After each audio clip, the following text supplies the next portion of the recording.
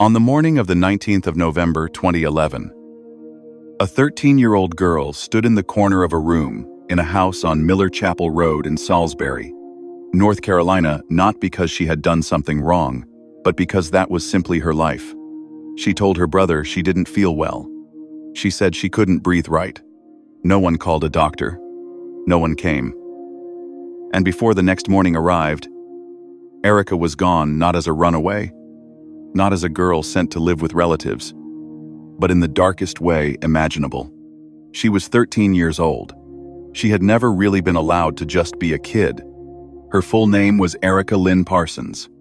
She was born on the 24th of February 1998 in North Carolina, the biological daughter of Carolyn Parsons. She came into the world already carrying the weight of difficult circumstances. Her biological mother, Carolyn, was in a complicated marriage and had 3 other children to care for. Feeling she couldn't provide adequately for Erica, Carolyn made the painful decision to place her daughter with family members she trusted, people she believed could give Erica a stable, loving home. That decision, made out of love and desperation, would shape the entire course of Erica's short life. At approximately 2 years old, Erica was adopted by Sandy and Casey Parsons, Sandy being the brother of Carolyn's husband, and Casey his wife. The adoption was finalized in 2000 through a kinship arrangement, meaning it stayed within the extended family circle. To the outside world, it looked like a generous act of family loyalty, a couple stepping up, a little girl getting a second chance. Erica grew up in Salisbury, a small city of roughly 33,000 people in Rowan County, tucked into the Piedmont region of North Carolina. It is the kind of place where people know their neighbors, where churches anchor communities, where a child's absence might in a more watchful world have been noticed far sooner. The Parsons family lived in a rural home on Miller Chapel Road, surrounded by the quiet of the Carolina countryside. From a young age, Erica faced challenges that had nothing to do with her character. She was born with a slight hearing impairment, a disability discovered during a brief period when she attended public school. There are also indications, according to reporting by the Coalition for Responsible Home Education, that she may have lived with fetal alcohol spectrum disorder based on documented features and reports of intellectual disability. These were challenges that could have been addressed with the right support, the right school, the right care. They would have been manageable. Erica was not defined by any of them. What defined Erica, to those who knew her even briefly, was something harder to quantify. Her biological mother, Carolyn, who maintained occasional contact over the years and last saw Erica in January 2011, described a child she loved and thought about every single day. Carolyn would later write publicly about Erica on what would have been her 22nd birthday. "There isn't a day goes by that I don't miss Erica, that I don't think of Erica." Her biological sister, Brittany Klein, spoke of Erica's lost potential, a phrase that carries enormous weight when applied to a 13-year-old. Because Erica was pulled from public school at a young age by Casey Parsons and placed in a registered home Christian school, she had almost no contact with the outside world. No classmates, no teachers who saw her daily, no counselors to notice the signs. Casey had established the homeschool without difficulty. North Carolina's homeschool laws at the time required very little oversight, making it disturbingly easy to erase a child from public view. This isolation was not accidental. It was, investigators would later conclude, a calculated strategy. Within the Parsons household, the family's biological children occupied a completely different world than Erica did. She was left out of family activities. She was made to stand in corners as punishment. She was not permitted to call Casey Mom. Court testimony from Casey's own sister, Robin Ashley, would later reveal that Casey couldn't stand the sight of Erica's face, reportedly because Erica reminded her of Carolyn Parsons, a woman Casey disliked deeply. From as early as 2002, when Erica was just 4 years old and weighed only 41 pounds, the Department of Social Services had received abuse reports. Investigations were opened. Cases were closed. No one connected the dots in time. And yet Erica endured. She got up each morning in that house. She spoke to her brother Jamie when she could. She existed in the world, quietly and invisibly, with the resilience that only children in impossible circumstances seem to find. The last time Jamie Parsons saw his sister, she was standing in that corner, pale and breathless, telling him she didn't feel well. He would never see her again. By the following morning, she was gone. Her parents would tell the world she had gone to live with her grandmother. But Erica's biological family knew the truth. That grandmother had been dead for years. Something had happened in that house on Miller Chapel Road, and for nearly 2 years, nobody would ask. There are people in the world who do terrible things and leave almost no warning signs visible to the outside world. They attend church. They give interviews on national television. They speak in the measured, reasonable tones of concerned parents. Casey Stone Parsons was, by every outward measure, an ordinary woman from rural North Carolina. She was a wife, a mother, a neighbor, and for more than a decade, she was the primary architect of one of the most prolonged and systematic cases of child abuse the state of North Carolina has ever prosecuted. Casey Parsons was born Casey Stone, and she grew up in the same working-class world that defined much of Rowan County. Court records and defense testimony at her sentencing revealed that she had numerous medical problems, both in childhood and as an adult, undergoing multiple surgeries over the years.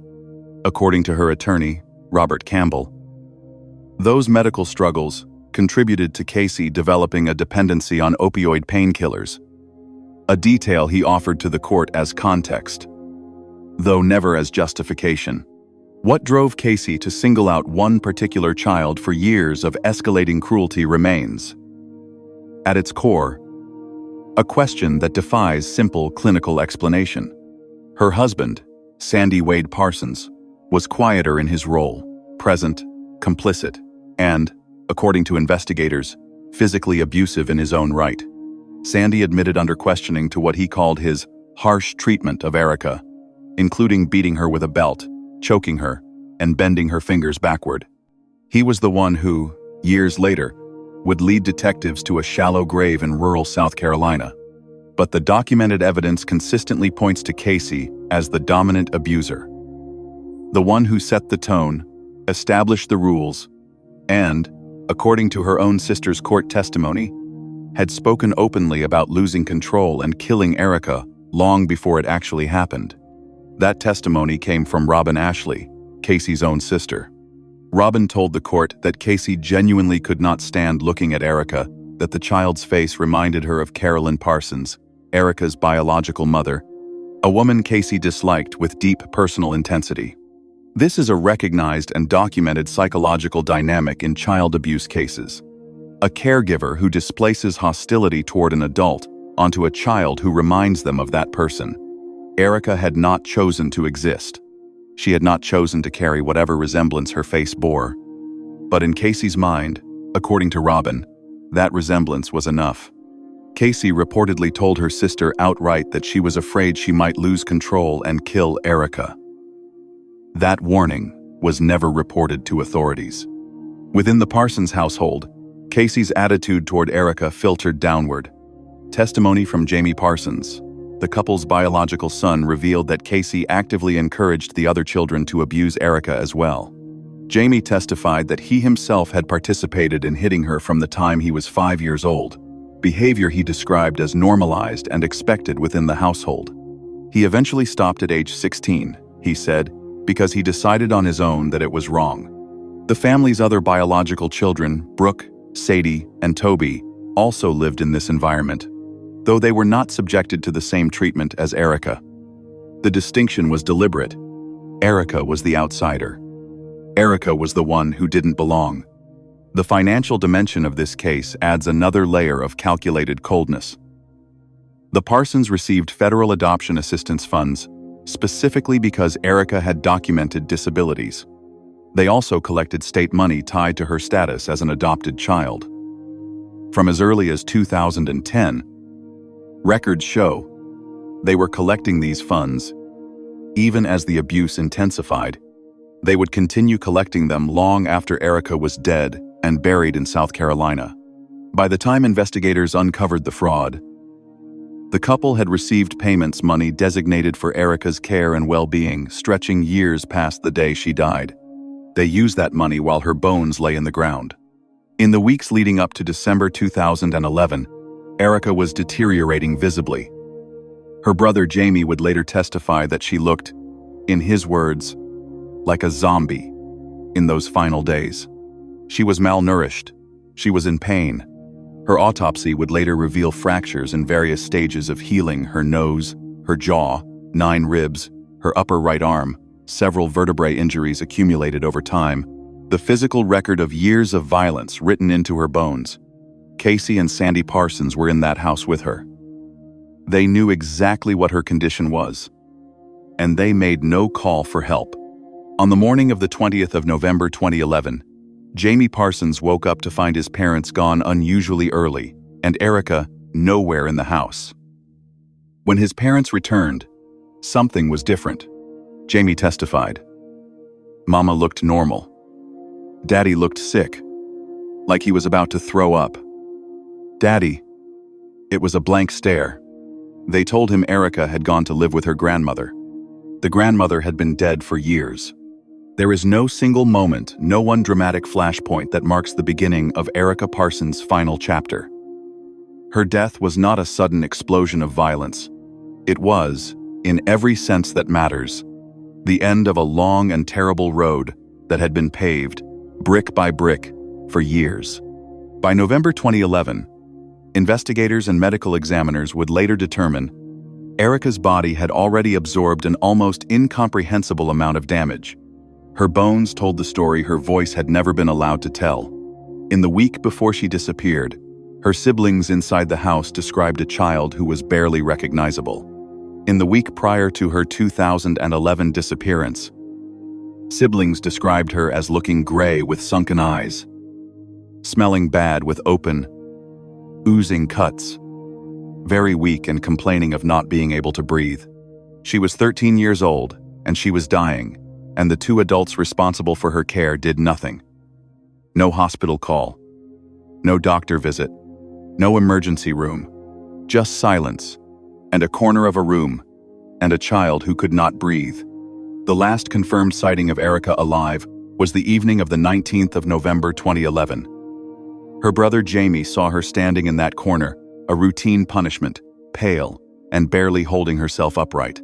When she told Casey she felt ill, Casey Parsons heard this and told her to shut the fuck up. Jamie went to bed. That was the last time anyone outside of Casey and Sandy Parsons ever saw Erica Lynn Parsons alive. What happened in the hours that followed is known only to Casey and Sandy Parsons, and neither has ever fully disclosed the precise sequence of events. What is documented through Sandy's own admissions to investigators, through autopsy findings, and through the medical examiner's formal conclusions, paints a picture of a child whose body finally gave out under the cumulative weight of years of violence and deliberate starvation, possibly accelerated in her final hours by a terminal act of violence. The medical examiner concluded that Erica may have been suffering from an untreated infection, or sepsis, renal failure, poisoning, or rhabdomyolysis, a breakdown of muscle tissue that releases a damaging protein into the blood in the period immediately before her death. All of these, the examiner noted, could have caused her death.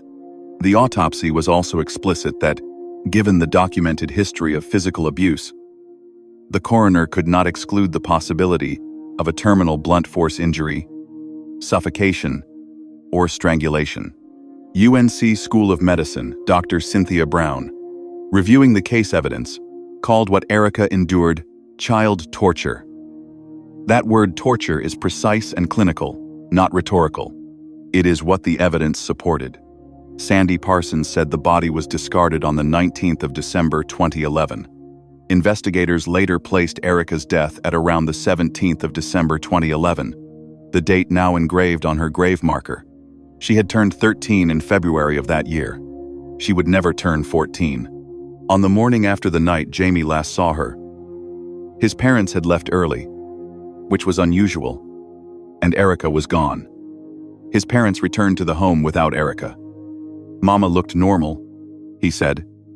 "Daddy looked sick, like he was about to throw up. Daddy." It was a blank stare. Sandy and Casey told him Erica had gone to live with her grandmother. They went about their day. Casey reportedly settled into her recliner with her computer. Life in the Parsons house continued as though nothing had changed at all. Sandy, according to his later admissions, drove Erica's remains to rural Chesterfield County, South Carolina, to land near his mother's property, off a long dirt road between the small towns of Pageland and Mount Croghan. There, in a shallow grave, in a heavily wooded area, he buried her. No marker, no ceremony, no acknowledgement that a child had lived and suffered and deserved better than to be left alone in the ground. Back in Salisbury, the house on Miller Chapel Road went quiet. Casey and Sandy continued to collect federal adoption assistance payments, money designated specifically for Erica's care and her disability-related needs for months and then years after her death. They cashed those checks. They went on with their lives. When Carolyn Parsons, Erica's biological mother, inquired about her daughter, Casey sent emails explaining that Erica was busy, or wasn't ready to visit, or was living somewhere new. The emails kept coming. Erica's name was kept alive in messages, while her body decomposed in South Carolina soil. For nearly 2 years, no one reported her missing. The house on Miller Chapel Road gave nothing away. Rowan County went about its business. And Erica, who had been failed by every system designed to protect her, lay in the ground undiscovered, unknown, unmourned by anyone who had any idea where she was. That silence finally broke on a Tuesday morning in July 2013, when a 19-year-old named Jamie Parsons walked into the Rowan County Sheriff's Office. He had just had a fight with his parents. He had been kicked out of the house, and he had carried a secret for nearly 2 years that he could no longer hold alone. He sat down with investigators and said the words that would change everything. His sister was missing. His parents had killed her, and he had not seen her since the night she stood in that corner, gray-faced and gasping, and told him she could not breathe. The investigation that followed would take years, but it had finally begun. The investigation into Erica Parsons' disappearance began on the 30th of July 2013 with a single act of courage, a 19-year-old walking into a sheriff's office and telling the truth. But what followed was not a swift reckoning. It was 6 years of relentless, painstaking work by detectives, federal agents, forensic scientists, and a lead investigator named Lieutenant Chad Moose of the Rowan County Sheriff's Office, who refused, even when the trail went cold, to give up on a girl no one else had protected. From the very beginning, investigators knew Casey and Sandy Parsons were lying. During press conferences and news media interviews, detectives noted that Casey Parsons often referred to Erica in the past tense, saying things like, "She was a teenager, and she was with her grandparent," while Carolyn Parsons, Erica's biological mother, consistently spoke of her daughter in the present tense. That linguistic slip was just one thread in a tangle of contradictions the Parsons couldn't keep straight. In August 2013, investigators searched the family home on Miller Chapel Road. They found no evidence that Erica had ever lived there. More chillingly, they found numerous books and other literature on child death cases, including those of murdered beauty queen JonBenét Ramsey and Susan Smith, the South Carolina mother who killed her 2 children. The Parsons were students of how killers had gotten caught. It had apparently informed their plan. The following month, Sandy and Casey Parsons appeared on the nationally syndicated Dr. Phil show, presenting themselves as grieving parents, desperate to find their missing daughter. The performance unraveled quickly. Sandy Parsons took a polygraph, administered by a former FBI agent, and was considered strongly deceptive. Casey Parsons claimed to be experiencing a high level of pain, which could invalidate a polygraph. Never completed the test. Millions of Americans watched and grew suspicious. The public momentum around Erica's case intensified. In July 2014, Exactly 1 year after Erica was reported missing, the FBI made its move. Casey and Sandy Parsons were arrested in Fayetteville on federal fraud charges. The indictment was extensive, covering tax fraud, mail fraud, theft of government funds, and identity theft, all tied to the adoption assistance payments they had collected for Erica long after her death. Casey pleaded guilty to 16 counts. Sandy took his case to trial and was found guilty of 43. Both were sentenced to federal prison, receiving terms longer than guidelines recommended because of the testimony describing their treatment of Erica. Federal Judge Thomas Schroeder told Casey directly, "You and your husband did something horrible with her. I have sentenced close to 1,000 people. I can't think of a case that has troubled me more. They were behind bars. But Erica was still missing. Her body was still somewhere unknown, and without remains, murder charges could not move forward." The breakthrough came from inside the family itself. In May 2016, Brooke Parsons, the couple's oldest daughter, finally agreed to speak with FBI investigators after previously corroborating her parents' story. She told agents that her mother had once forced Erica to stand outdoors on a sunny day with no shoes until the girl's feet were blistered, and that Erica's skin looked dark and abnormal, with open cuts across her body. Brooke then visited her father in federal prison. He told her he would help investigators find Erica. In August 2016, Sandy told Detective Moose that his wife had told him Erica committed suicide on the 17th of December 2011.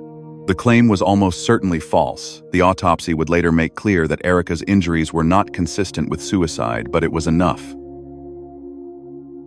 Sandy knew where she was buried, and now, finally, he was willing to show them.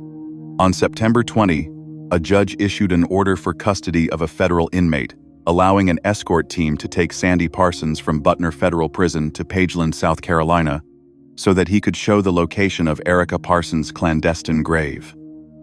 Under guard, Sandy was driven down a long dirt road in rural Chesterfield County. He walked into the woods. Within a minute, the guards were coming back out, and Sandy was crying when he emerged. Erica's skeletal remains were found in a shallow grave, and Sandy Parsons was returned to prison. The forensic work that followed was painstaking. Dr. Ann Ross, an anthropology professor at NC State University, examined the skeletal remains for trauma. The autopsy, completed by doctors Lauren Scott and Julie Ann Hull, documented over a dozen fractures in various stages of healing across Erica's small frame. The girl's body had been dismembered, and the remains buried. Investigators also found, during searches of a shed on Sandy's property, a collection of items that deepened the horror of the case: a videotape, a hammer, teeth, and Erica's school records. On the 19th of February 2018, Detective Chad Moose presented the evidence to a Rowan County grand jury. The jury indicted Sandy and Casey Parsons on charges of first-degree murder, felony child abuse inflicting serious injury, felony concealment of death, and felony obstruction of justice. Prosecutors announced they would seek the death penalty for both. Casey Parsons was flown back from a federal prison in Florida. Sandy was transported from Butner. Both were booked into the Rowan County Detention Center, now facing the full weight of a murder charge. On the 2nd of August 2019, Casey Parsons stood in Rowan County Superior Court in a blue shirt rather than a jail jumpsuit, flanked by her attorneys. She read from a prepared statement, "God gave me a precious gift, a baby girl, Erica, and he had trusted me to take care of her. And I failed him, and I failed Erica. I failed her horribly," Casey said. She was sentenced to life in prison without the possibility of parole. No death penalty, no trial. A plea deal that would spare everyone, especially Carolyn Parsons, from reliving every detail in open court. Carolyn responded with quiet, devastating clarity. "I still 100% agree with that, because their life in prison, living her life in prison, will be worse than any death sentence she could ever get." 4 months later, on the 17th of December 2019, Exactly 8 years to the day, investigators believed Erica died. Sandy Parsons stood before the court. He apologized to his children, to his family, and to Erica. He thanked Detective Chad Moose, FBI agent Tara Cataldo, and everyone in the community who had searched and prayed, saying, "Thanks for showing the love that she always wanted in her young life." He was sentenced to a minimum of 33 years in prison. He will not be eligible for release until he is in his late 70s, at the earliest. Justice, when it finally arrived for Erica Parsons, was slow, but it was real. And it was absolute. There is a grave marker in West Lawn Memorial Park in China Grove, North Carolina. It lists her name. It lists her dates. The 24th of February, 1998. The 17th of December, 2011. 13 years, 9 months, and 21 days. That is all the time Erica Lynn Parsons was given on this earth. And for most of those years, she spent them invisible, unseen by the teachers she never had, the doctors she never visited, the neighbors who never knew she existed. She was a child hidden in plain sight, and that hiddenness was not accidental. It was the most deliberate weapon her abusers wielded. Where they are today, Casey Parsons is serving her life sentence without the possibility of parole at Anson Correctional Institution in North Carolina. Transferred from federal custody in November 2023. She will die in prison. Sandy Parsons is currently incarcerated at Alexander Correctional Institution in North Carolina, serving his state sentence after completing his federal term. State records show Sandy Parsons is projected not to be released until September of 2057. He will be well into his 80s if he survives that long. There will be no early release. There will be no quiet retirement. For both of them, the remainder of their lives belongs to the state they betrayed. Carolyn Parsons, the woman who handed her daughter to this family because she believed it would give Erica something better than poverty and instability, has refused to let grief silence her. She has spoken publicly about Erica at every opportunity, using her daughter's name and story, not as a wound to hide but as a warning to sound. Carolyn has said that if more people reported what they see and chose to get involved in the life of a child they suspect is being abused, the system would be less likely to fail. She has written on social media about birthdays and holidays, about missing her daughter every single day, about the weight of a grief that does not diminish with time. In one post that rippled across the internet, she implored parents everywhere to hold their children tighter, longer, and better than ever before. The Rowan County community, a community that largely never knew Erica existed while she was alive, came together in extraordinary ways after her death. When her remains were returned to North Carolina in February 2017, the city of Salisbury donated funeral services, donated a vault, and filled First Baptist Church with mourners. Pastor Kenneth Lance told those gathered, "We're angry, maybe a little bit at ourselves, because we ask ourselves the question, why didn't I know?" That question, why didn't I know, became the defining moral weight of Erica's case. Because people had known, or had suspected, and the systems that should have acted had not acted, and a child had died as a result. The case laid bare 3 overlapping and devastating failures. The first was the child welfare system. Erica's case attracted international attention and became a central reference point in North Carolina's growing bipartisan conversation about the failures of its child welfare infrastructure. DSS had received reports about Erica as early as 2002, when she was 4 years old. Cases were opened and closed. Warning signs were assessed and dismissed. The legislation that followed, including Senate Bill 594 and House Bill 608, both aimed at overhauling child welfare oversight across the state, cited cases like Erica's as the reason dramatic reform was overdue. The second failure was the homeschool system. North Carolina homeschool law does not require the state to confirm that children in homeschools are being educated, treated well, or accommodated for disabilities. Casey Parsons registered a Christian homeschool with little more than a high school diploma and an email address. That registration became Erica's prison. Nowhere in the United States do homeschool laws require welfare checks on children to ensure they are not being abused or tortured. Advocates, reform groups, and disability rights organizations have pointed to Erica's case again and again as proof that this gap in oversight is not theoretical, it is lethal. The third failure was the silence of those around her. Multiple family members, according to court testimony, had seen bruises, had heard Casey speak openly about her hatred of Erica, had watched a child deteriorate and said nothing to the authorities who might have helped. Carolyn captured this plainly. She never stood a chance. All who knew covered it up, and are still out there covering up for the next abused grandchild, niece, or nephew. It is an indictment not just of two killers but of a culture of silence that allowed a child to be erased.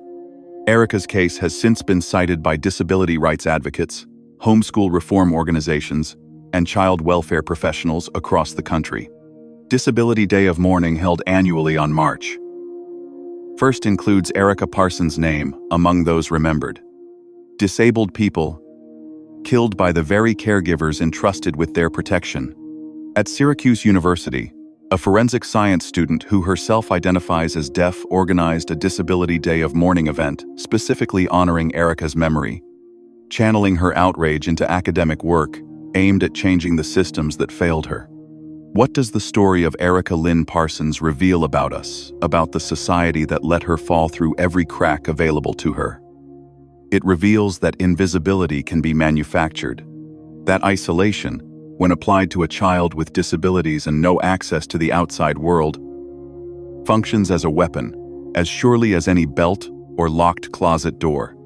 It reveals that child welfare systems, no matter how well-intentioned, remain devastatingly dependent on adults choosing to report what they see. And it reveals that the concept of family, the idea that blood or legal relationship guarantees safety, is one of the most dangerous myths we allow ourselves to believe.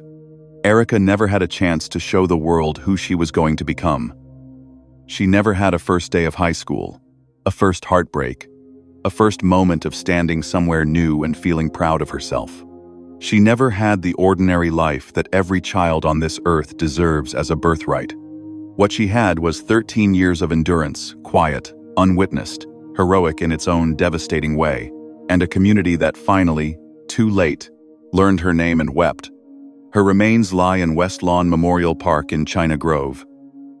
Her grave marker is there. People leave flowers. On February 24th every year, her birthday, her mother writes to her publicly, across the internet, across the distance between the living and the dead. Her name was Erica Lynn Parsons. She was born 3 pounds and 2 ounces into a world that owed her everything and gave her almost nothing. She endured things no child should ever have to endure, in silence, without a single adult with the power to save her, choosing to do so in time. She deserved doctors, teachers, laughter, arguments, mistakes, and decades of ordinary days. She deserved to grow up. The world is diminished in ways it cannot fully measure by her absence, and it owes her, at the very least, the promise that her name will not be forgotten.